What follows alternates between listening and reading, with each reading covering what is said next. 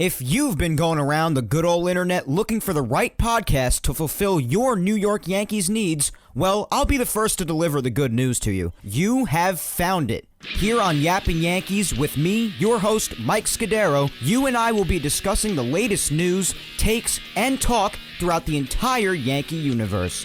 Oh, and there may be some ranting on my behalf. Yeah. Anyway, what do you say we get to it? Let's get to yapping! Good afternoon to my fellow Yankee fans, and welcome to episode 37 of the Yapping Yankees podcast, where we yap about the Yanks and nothing but the Yanks. As always, I am your host, Mike Scudero, here on this Sunday, March 8th, 2020. Now let's get things started by, as always, giving our shout out to the Team Left Jab United Radio Network, as well as a new supportive team featuring Yapping Yankees on their website. I'll be shouting them out alongside Team Left Jab as well from now on, but first, Team Left Jab. They feature Team Left Jab Boxing Radio, Team Left Jab Uncensored, and of course, the Team Left Jab United Radio Network. Be sure to go follow Team Left Jab on all social media platforms and check out their sports content across anywhere that you find podcasts. Apple, Spotify, iHeart, you name it. Be sure to check out Team Left Jab, guys. We also have another team linking up with Yapping Yankees, and they're being kind enough to help continue to grow this podcast and expand their own options for sports content on their platform as well.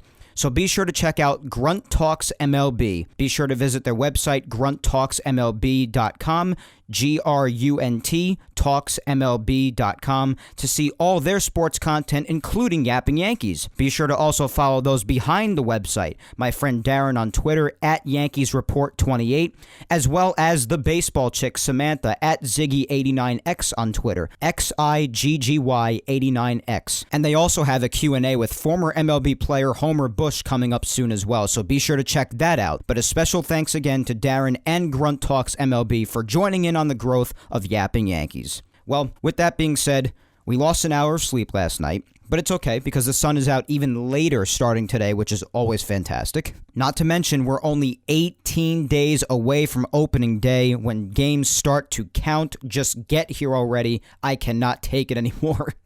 Here in New York today, it's also in the upper 50s and sunny, and tomorrow it's supposed to be in the 60s and sunny. I love every second of it. It feels like spring already, which is also only a couple of weeks away in itself. I usually just love this time of year, especially when it's as nice out as it is now. But in any event, let's keep things moving right along here on episode 37. Episode 37 already. Sheesh. Let's get things going with this week's poll. Now, obviously, with injury news being as relentless as it has been, this week's question is about the subject of injuries and how you're feeling about them going into this season compared to last year's injury travesty, which I think is a fair word to describe that. So this week's question is as follows. We'll start on Twitter first, as always. And the question is, do you think we're going to see the near full-on next man up guys again for most of or all of 2020 like we saw in 2019? And of course, reply below with your thoughts for a shout out on the podcast. Basically, again, what I'm asking is, do you think we'll see anything close to or around the same thing for the next man up guys as we did in 2019? So basically, do you see the injuries being near or as bad as last year? And the three choices were yes, we will, no, 2020 will be better, or I'm not sure yet. And we actually had a tie this week. The choices of yes, we will, and no, 2020 will be better finished in a dead tie at 40% apiece, which is pretty wild. And then 21% of people voted for I'm not sure, which is kind of weird considering that adds up to 101%. But Twitter has its weird thing. So we'll go with these results. 40% of people said that yes, we will see the near or full-on next man up squad like we saw in 2019 for this year. And then another 40% said no, 2020 is going to be better. So I love the gridlock in results right there. So that means a lot of people, it's really split, which at this point, as the injury news just continues on, I assume more people are going to start leaning towards that choice of yes, because people are getting more and more discouraged. Some are not worried like myself. As I preached so much last week, and I still preach the same thing this week, I'm not worried about the whole injury dilemma. I think it will be better than last year. I not only think it'll be better than last year, but because of last year in itself, and just looking at how these guys continue to perform this year in spring training, I just believe so much in the Yankees' depth and talent. I truly do. I'm not worried about them. So, with that being said, now that we have the results, let's get right on to those replies here on Twitter. We'll start things off with @Idolo Tranquilo says, I don't think it will be like last year. I have hope. I hope it's not like last year either. @Laker477 says, no, this season has to be better. It has to be. I refuse to believe otherwise. I will not panic. Well, at least you're remaining with the positivity there. I like that. @PeaceNowForLife says, I vote that 2020 will be better. I'm staying optimistic. The few injuries now are lingering from last season. Yes, they are. We'll get to that later. I think the new training staff / med staff will manage all of this better. Guys will come back better than ever. I hope they do. @BlackRebirth52 says, feels like it, Mike. With all the injuries we have, luckily we have depth, so I think we can survive it until our big guns come back. Just hold down the fort. That's what they have to do, and that's what they did for the most of last year, and look what they did. They won 103 games, so I'm sure they're prepared to do it again if need be. @MountainGal456 says, I voted I'm not sure as I don't want to put a jinx on the 2020 season. I definitely respect that.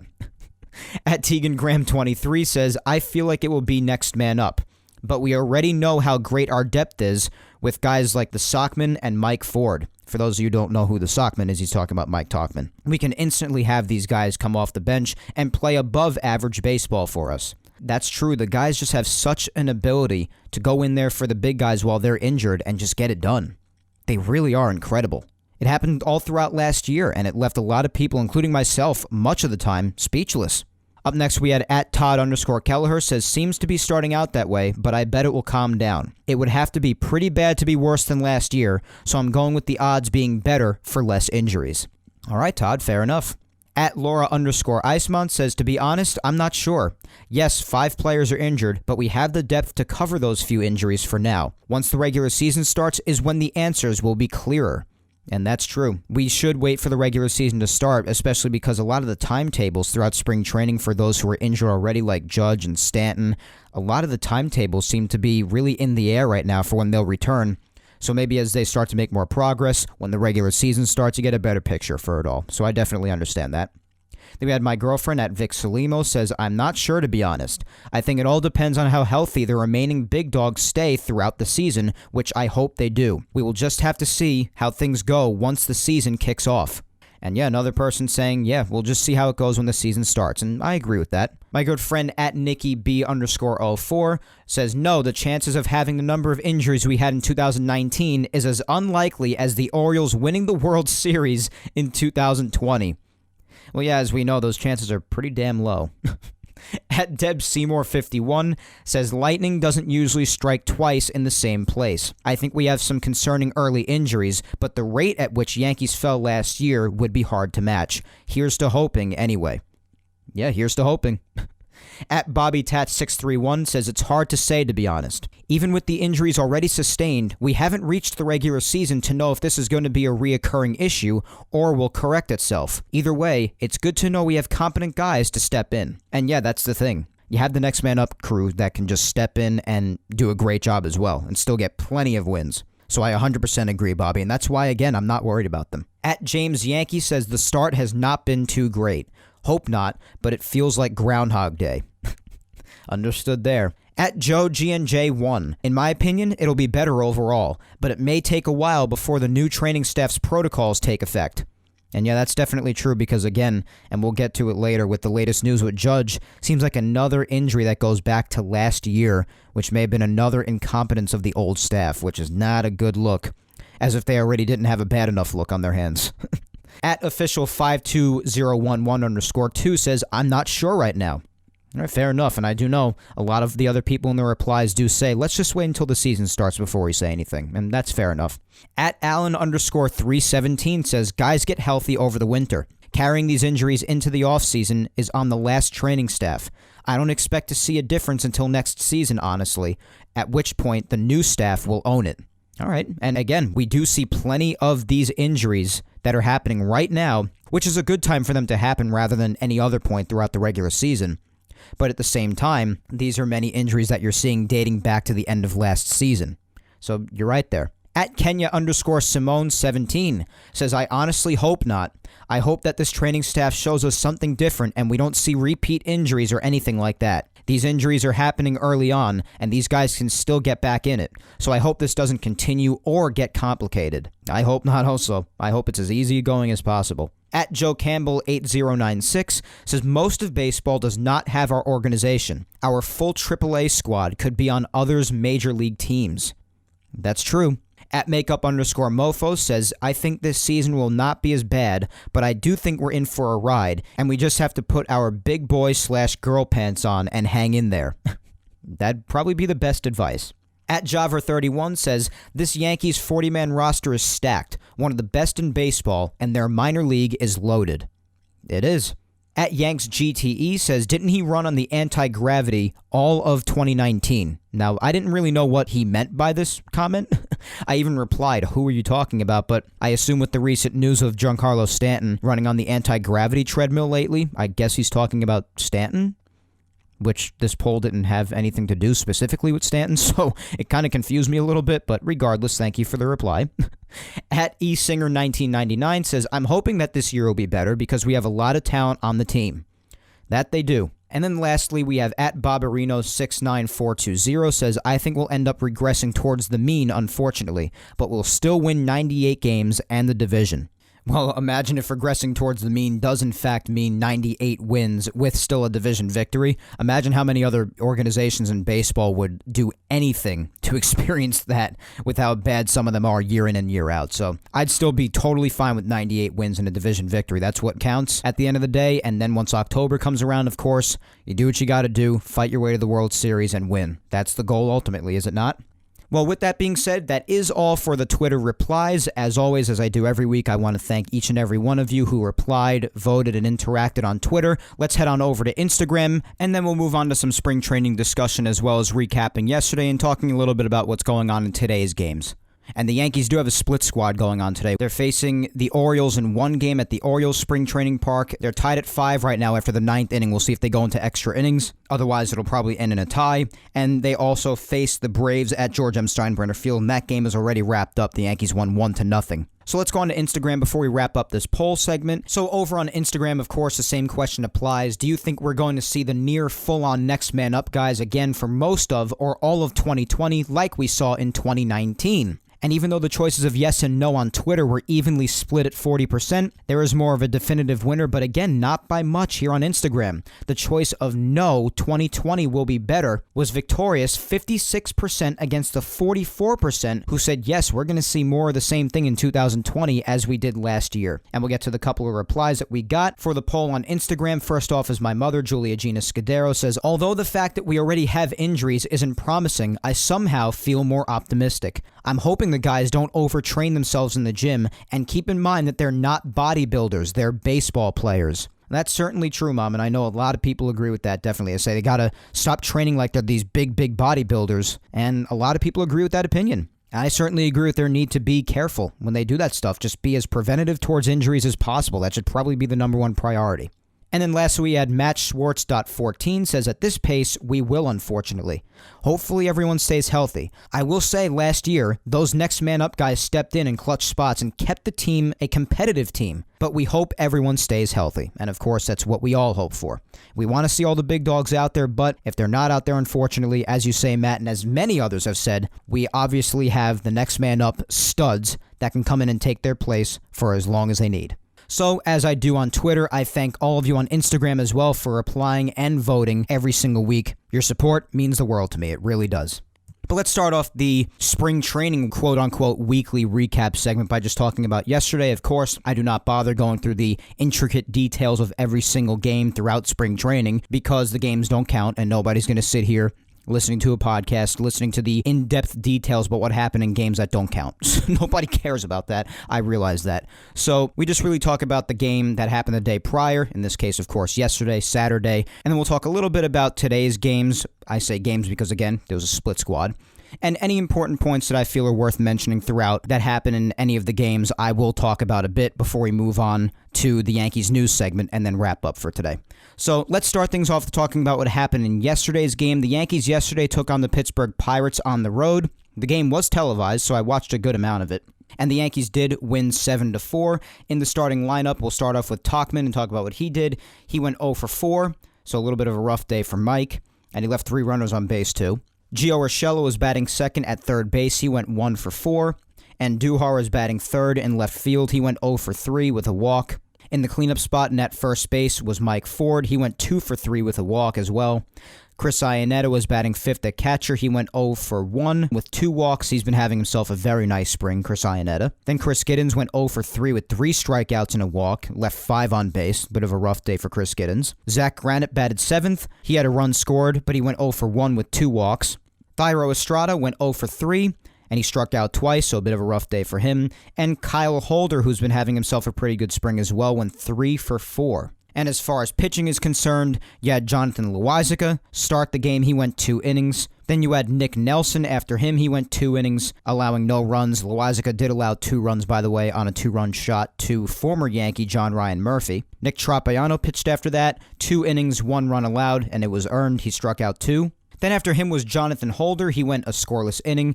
Tyler Lyons went a scoreless inning after that and allowed a hit. And then Dan Otero went after him to finish the game. He went an inning, allowed 3 hits, and an earned run in the victory. So again, the Yankees won 7-4 in that game yesterday against the Pittsburgh Pirates. And before we move on to today's games with the split squad, there were 2 really quick points I wanted to discuss before moving on to today's split squad games, having to do with yesterday's game against the Pirates. The first thing, I want to reiterate again that Miguel Andujar looks very comfortable in left field, which is very encouraging, because while the Yankees have Gio Urshela at third base, and you really don't want to lose Urshela's glove there at third or take his bat out of the lineup, especially if he's as good this year as he was last year offensively. You're looking for a place for Andujar to play, and he did look rough at times in the few moments that we saw him at first base, and we've seen nothing but good really out of him in left field. He even looks very, very relaxed out there, so perhaps he found a potential home out there in left field. You never know. But that was honestly just another really quick talking point I wanted to mention having to do with Andujar. As I mentioned on prior episodes recently, he does look confident out there in left field, and I'm liking what I'm seeing out of him. He looks very comfortable. And the other quick talking point I wanted to mention was Jonathan Loáisiga. Now, this is a big talking point because I know a lot of people are very passionate around who's going to get that official opportunity at the back end of the rotation at the 5th spot, because we know by now Happ is probably going to be 3 and Montgomery's probably going to be 4, with Paxton being out probably until sometime in May with his recovery from his back surgery. So with that being said, a lot of people are talking about who should get that official chance. Now, I know there are many, many people out there that believe Loáisiga belongs in the bullpen. He's had his chances in the past already to break through to the rotation and possibly help out there, especially when they were utilizing the opener role a lot last year whenever they needed to. But there are also a lot of people out there that are still holding out hope that he could possibly help in the rotation itself. And I am one of those people. Now, I said in the past, going back to last year, that I was one of those people that supported the claim that Loáisiga belonged in the bullpen. Now, there were also times, especially throughout later in 2019, and especially throughout all of spring training this year after what we've seen from him, he's looked very good, that I would not totally shut down the possibility of him helping out in the rotation, especially if he's ready by now, because I see even more potential out of him. And I've said this in prior episodes about Loáisiga as well. I think his main problem in the past was that he needed to find control with his pitches, because his stuff is filthy. Even when he was a little wild, and he would always drive his pitch count way up, and a lot of his pitches would be wild, especially the breaking ball. That's how he was in the past a lot. And you still see a little bit of that now. But I was always saying back then, even when I was an advocate for him staying in the bullpen, all I kept saying was that this kid just needs to control his pitches. He needs to learn control. For all my fellow Star Wars fans out there, what does Yoda say to Luke in the 5th episode in Empire Strikes Back? He says, control, control, you must learn control. That is exactly how I was feeling with Loáisiga when I saw him throwing his pitches last year and even going back prior before that. I just kept saying, if this kid learns control for his pitches, he's going to be filthy, because that changeup in spring training has looked disgusting. Disgusting meaning amazing, because it's been filthy. His fastball has been as electric as ever. His breaking ball is devastating. If he just learns control, he could really, really be a dark horse for the Yankees. He really can. He could be amazing. I already think he has the stuff to do it. I just think he needs to find the control. And I think he can. And if he can, and his stuff is that under control, but still as disgusting as it is, and you kind of get that perfect storm with him, I definitely think he could be the fifth starter and help you out a bit. The only thing is, if he still has the lingering problem of driving his pitch count up, which I've seen at times still, because when they tried him at the back end of the rotation when they were short on starters in years prior, he did start to fizzle out towards the fourth or fifth inning because his pitch count was through the roof. And that was because of the lack of control mainly. He would still get a good amount of strikeouts for the short amount of innings he was in the game, and he would really be fooling guys all over the place, but he would also walk a lot of people, there would be a few wild pitches, and it would hurt him because of that occasional lack of control. So if he just kept on working on his craft, and he continues to show improvement as he has throughout this spring training, I might give him that shot. But also, obviously, there are the other names who many other people want to also see get chances, like Michael King, Clark Schmidt, Davy Garcia, and I won't argue with those people either. You have those talented arms in the organization who have been working hard for years in the minors. Well, yeah, they definitely deserve a shot as well, but Loaisiga has also been scratching and clawing for a while now as well. And if his disgusting pitches have found control, and they can still be disgusting but not get out of control like it has in the past, he's going to be really dangerous. And I think even more dangerous if he even does end up staying in the bullpen as a long relief guy, where he can really let it loose if he just has to go a couple of innings. So either way, I think Loaisiga is going to be on the roster, especially as long as Paxton's out. It's just a matter of where he's going to be. But my point at the end of all of this, again, is if he has officially found control for the pitches that have tended to get out of control in the past but are still filthy, I definitely think that you should not count him out for a rotation spot, for the fifth spot potentially. But with that being said, and I've said that again in the past, but I just wanted to reiterate that because that's how I truly feel about Loaisiga. And again, after seeing him yesterday, he just made the mistake allowing the two-run shot to former Yankee John Ryan Murphy. But it's a mistake. You know, it happens in many starts. And he still looked really good at times, especially the changeup. It looked great yesterday. It looked fantastic. So I'm liking what I see out of him. Let's move on to today's games. Of course, we got a split squad going on, and I just saw right now that the Yankees and Orioles game just wrapped up, final in 10 innings. It ended in a tie after all, 5-5. And the other game against the Braves, which happened at George M. Steinbrenner Field, neither game was on television, which is unfortunate. I would have liked to have watched at least one of them. But regardless, both games are over. We'll start with the Yankees and Braves game really quick. The Yankees won this one by a score of 1-0 and looked like it went by in 2 seconds. In the Yankees lineup, Brett Gardner was there leading off and playing center. He went 1 for 3. Then Urshela was batting second at third. He went 1 for 2. Tauchman was in left field and then switched over to center field later on. He went 0 for 3 again. He's having a bit of a rough spring. He's batting 0.56. Clint Frazier was batting fourth in right field. He went 2 for 3. He's batting 3.53. He's having himself a nice spring offensively for sure. Mike Ford went 0 for 3. He was batting fifth at first. Then batting sixth at DH was Chris Iannetta. He had another hit, 1 for 2. So he's batting 500. Batting seventh at short and then switched over to left field after was Tyler Wade. He went 0 for 3. He's batting 0.80 as well, having a bit of a tough spring offensively. Eric Kratz was batting eighth at catcher. He went 1 for 2. And Thairo Estrada was batting ninth at second and went 0 for 1.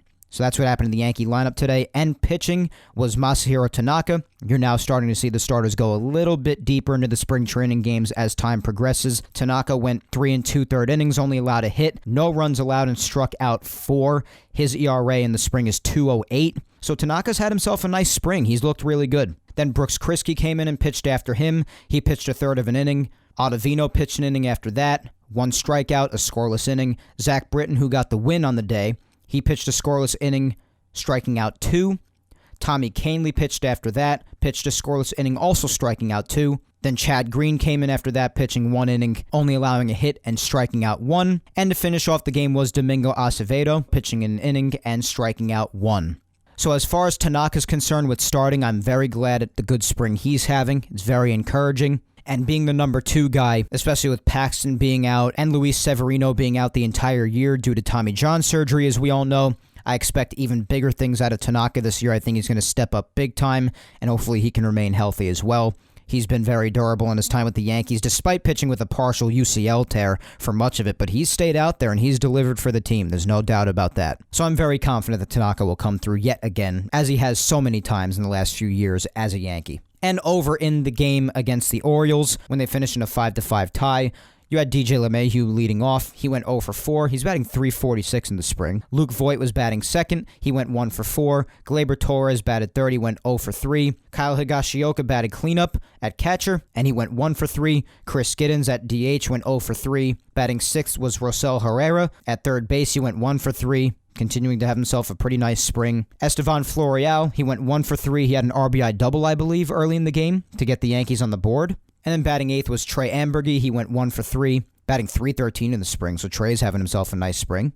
And batting ninth, rounding out the lineup, was Thomas Malone. He went 3 for 3. Drove in 3 runs on the day, so he was a big part of the offense, big part of driving in 3 of those 5 runs on the afternoon. They finished in a tie. Clark Schmidt started the game. He went 2 innings, allowed 4 hits, 3 runs, but only 1 of the runs was earned. He allowed a walk and 2 strikeouts, so he did pretty good. Much of the first inning, when he allowed all of his runs, fell apart because of what happened right at the start for Clark Schmidt. Austin Hayes struck out swinging, but there was a pass ball by Kyle Higashioka, which got him on base, and then 3 runs would score after that, only 1 being earned. But Clark Schmidt still did pretty good, and honestly, Clark Schmidt's stuff is really, really intriguing to me. I think his breaking ball is fantastic. I think his delivery is very interesting. It could be deceiving for the hitter, and I like his stuff. I like what he, King, David Garcia, and Loizica have to offer. That's what makes the decision tougher, but it also makes the decision more fun. It's a good problem to have. Then after him, Albert Abreu pitched. He went 2 innings scoreless and struck out 2, so he looked good. Then you had Luis Medina. He went 1 inning and allowed 1 run. It was earned, walked 2, and had a strikeout, so he had a little bit of a rough inning. Then Trevor Lane went a scoreless inning after that, only allowing a hit. Luis Gil went a scoreless inning with 1 strikeout and a walk after that. Alexander Vizcaino, he went an inning allowing a run, a walk, and a strikeout, 2 hits. And then to round it off to finish the game, Adonis Rosa went a scoreless inning, striking out 1 and walking 1.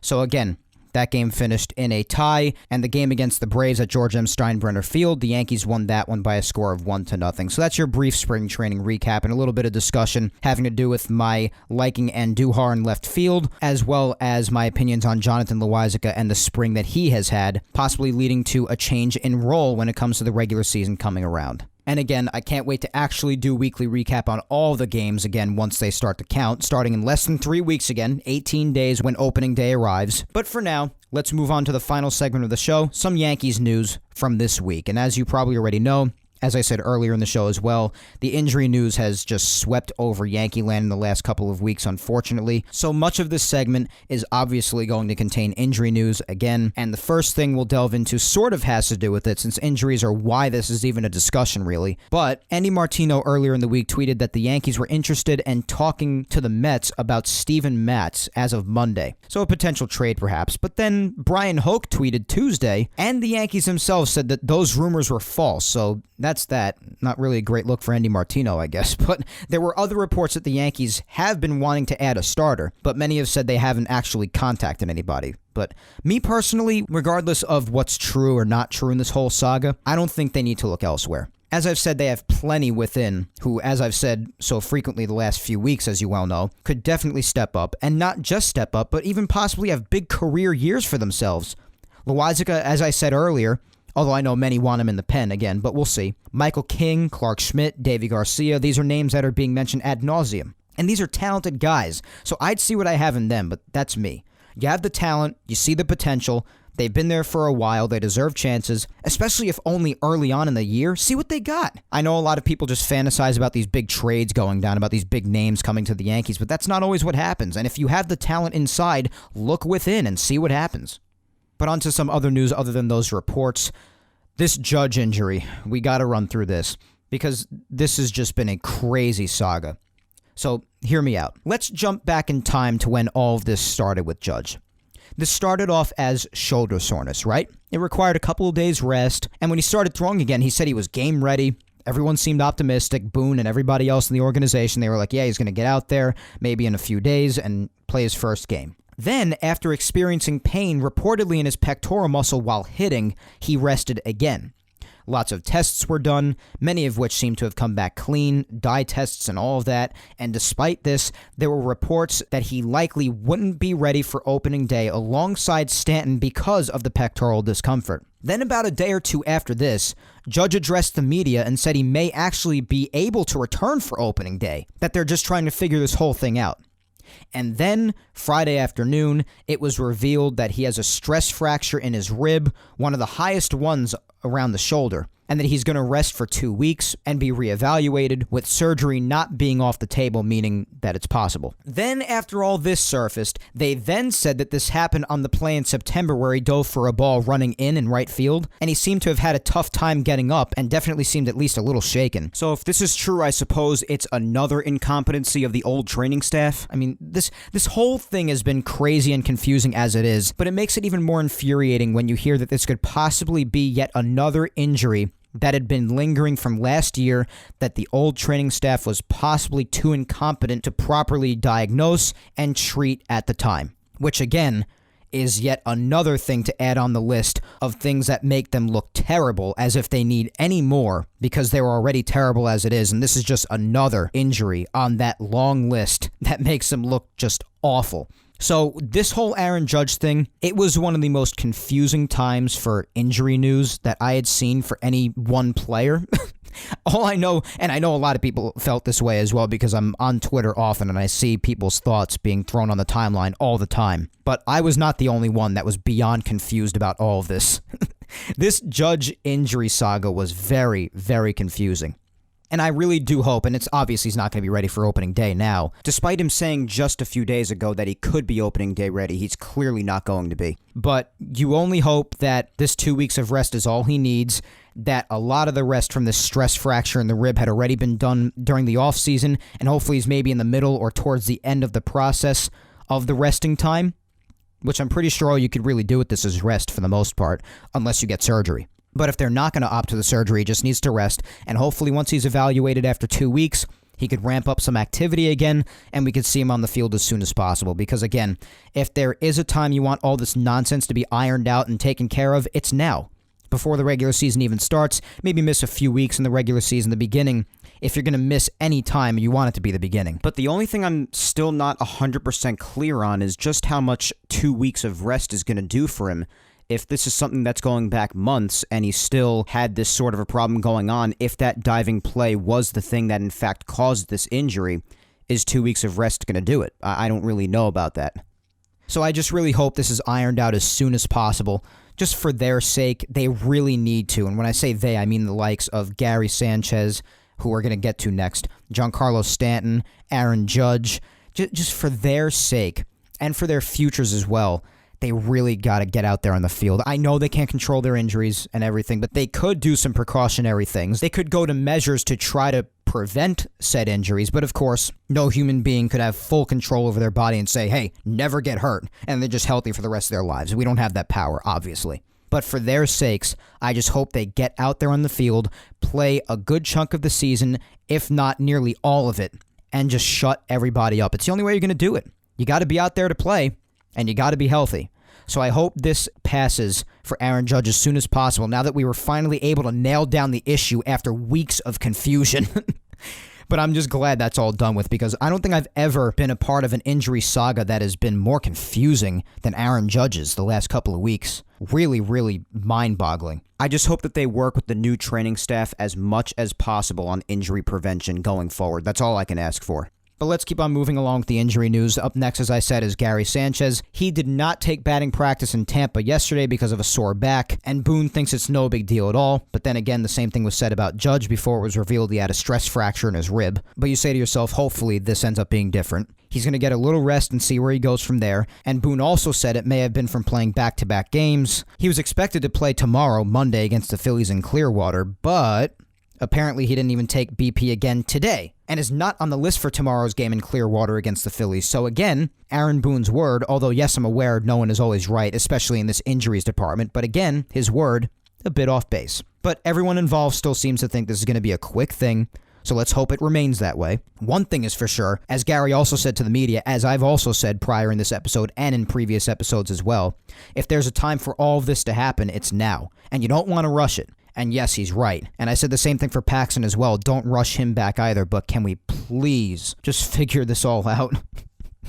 Please. It's enough to drive anybody nuts after what happened last year. And with everything that's going on so early on again, it's enough to drive anybody crazy. I'm sure it's driving nobody else crazier than it's driving the players, and I feel for them. but still, come on. You have to imagine this has to stop eventually, right? Right? I don't know. I just don't know. But let's end on a pretty good note. I actually saved this for last so we can have a positive to finish off with. But Giancarlo Stanton, who as we know is a right calf strain right now, grade 1, started throwing and hitting tee and toss yesterday. And he's also continuing to run on an anti-gravity treadmill, which again I assume that's what the guy in the Twitter replies earlier was talking about. So he's obviously ramping up activity again, which is a good thing. We just need to hope he doesn't get hurt again right after this is hopefully done with.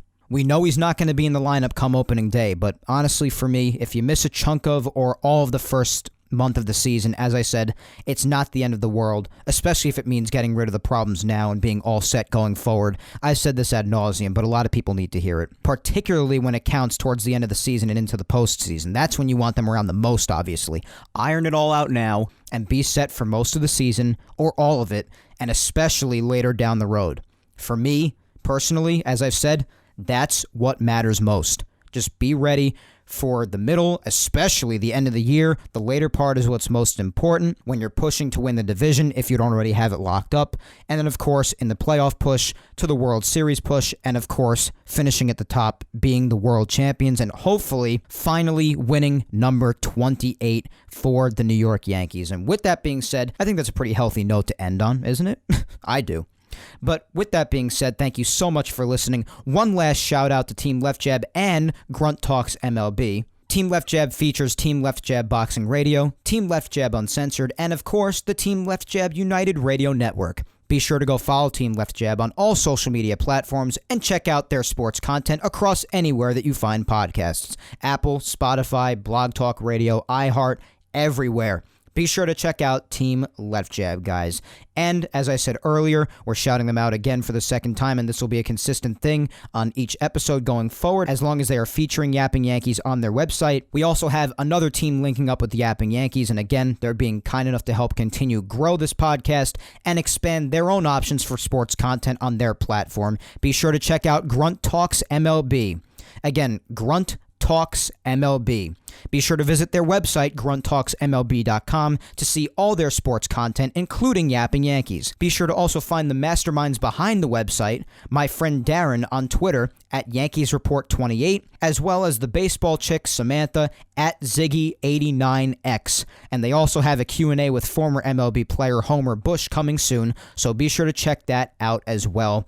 Special thanks again to Darren and Grunt Talks MLB for joining in on the growth of Yapping Yankees. And also when it comes to social media, why don't you go follow me? You're listening to this podcast and you don't follow me on social media. What is the matter with you? Be sure to go follow my fan page on Facebook at Mike Scudero NY. Be sure to follow me on Twitter as well, which of course is the social media app that I am most disgustingly active on, at Mike Scudero. And be sure to also follow me on Instagram at MikeScuds97. And I also don't want to forget to tip my cap, as I do each week, to you, the listener.